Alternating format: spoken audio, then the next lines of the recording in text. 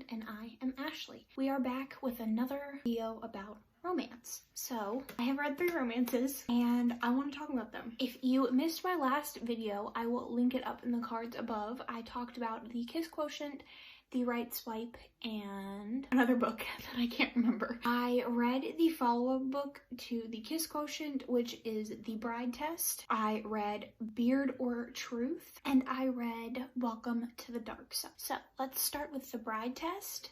So The Bride Test is a companion novel to The Kiss Quotient. You don't have to read one to read the other, but it follows our 2 main characters. Our female main character is from Vietnam, and she is brought to America to be the bride of our male main character. Our male main character has autism, and he kind of like lives the bachelor life, and he doesn't see anything wrong with it, and he just kind of does what he does. But his mom really wants him to have a wife, wants him to have a significant other. She brings our female main character over and says, give this girl a chance, and I want you guys to get married. So he says, like, I'll give her 3 months, and during these 3 months they live together, and yeah, she just basically tries to seduce him because she wants to be in America. That's always been her dream, and she has some other reasons to want to be in America. I gave this 3 out of 5 stars. I gave The Kiss Quotient, I want to say 5 out of 5 stars. I didn't really like the plot of this a whole lot. I didn't like the chemistry between the couple. I didn't really find a whole lot of connection between them. I didn't really get why they would fit well together. I also didn't really like the conflict of the story. So I get our male main character's side of things. He kind of has a reason that he has blocked himself off from those around him, but I really felt like our female main character sort of came into his life and made a bunch of changes and just basically like changed his whole life, and he was becoming upset about this. And I know that she didn't really know much about autism. She didn't really understand, and she didn't really know about him having autism until further into the book. But I just felt she was very intrusive, and I didn't appreciate their relationship. I didn't really believe it. I didn't really understand why they were meant to be together or whatever, and I didn't feel the chemistry. Next, I read Beard or Truth. This is essentially like a small town romance of the Winston brothers. This is like the Winston Brothers series, and the first one follows our female main character and male main character. She is a teacher that is just returning to this town for like a couple of months so that she can pay off her debt. Like, she's living at home, she's trying to pay off her debt so that she can travel the world. That's kind of like been her dream. And the male main character was someone that she was friends with in school, like growing up, but she always kind of like argued with him, and he sort of teased her and things like that. And so it's sort of like an enemies to lovers situation, but more so on her end, because she basically doesn't like him right off the bat, but he makes it very clear that he does like her and that he wants her to give him a shot. And I thought it was really cute. I gave it 3 out of 5 stars. I didn't think it was spectacular. I thought that the conflict was very convoluted. I thought it was a little immature, and I didn't feel like they needed to make it as big of a deal as it was made, but that's fine. It was still cute. I liked the plot overall, and I thought that their relationship made sense, but I did think that the kind of enemies to lovers, like being tattletales and stuff, their previous relationship was talked about a whole lot, but we didn't really see it. They constantly talk about how, recalling memories and, how they had this friendship when they were younger, but we didn't really get told. We got told about it, we didn't really get to see it, so it was hard to draw on that feeling of like comfortability amongst them. So that aspect of it was a little bit of a dud, but overall it was a really quick, average read.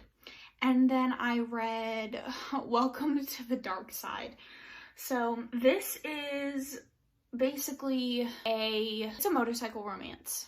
and it's the second in the series. I don't remember what exactly the series is called, but follows our female main character and our male main character. Our female main character, when she was younger, like 6 or 7, was involved in a shootout, and she feels a connection to a guy that protected her but also sort of caused the shootout.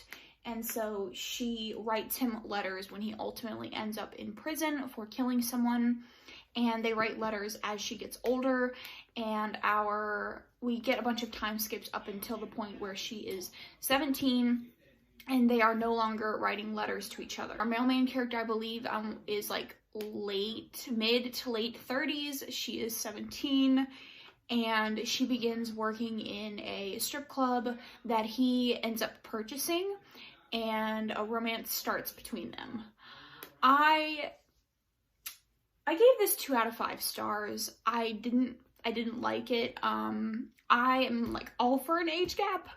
I think that they can be very sexy, I guess. Like, I really enjoy them if they're done well.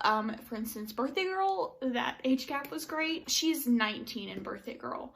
And so while 17 can be college age, like I was 17 and I was essentially I was going to college and all of those things. So that's certainly old enough to be considered an adult, but the way that he acted and talked about her being 17 made it really uncomfy.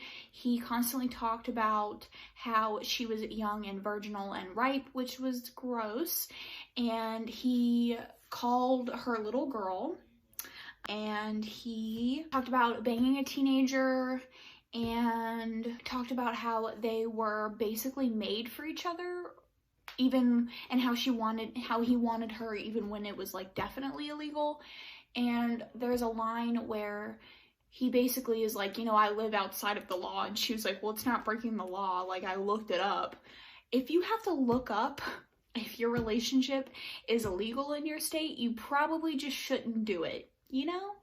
So just the way that he talked about her and the whole situation was just gross. The writing was really bad. The pacing was very odd. The middle of the story dragged a whole lot. I didn't really feel like there was a lot happening, and then all of the action was at the very end. It was just not good. So there's that. I fully plan on reading the 3rd book in the Kiss Quotient book series that is coming out, I believe, this year or next year. I really support Helen Hoang. She writes own voices stories for autism, and she's Vietnamese, and so I really want to support her. I plan on continuing the Bearded Brothers, the Winston Brothers series, and I will probably not be continuing the motorcycle romance. But I have already read a couple of romances since I finished the Welcome to the Dark Side, so you guys will have to look out for that one. I've read some pretty good ones, so you'll have to look out for that one for my next video. But yeah, that's them though. Those are the books right there.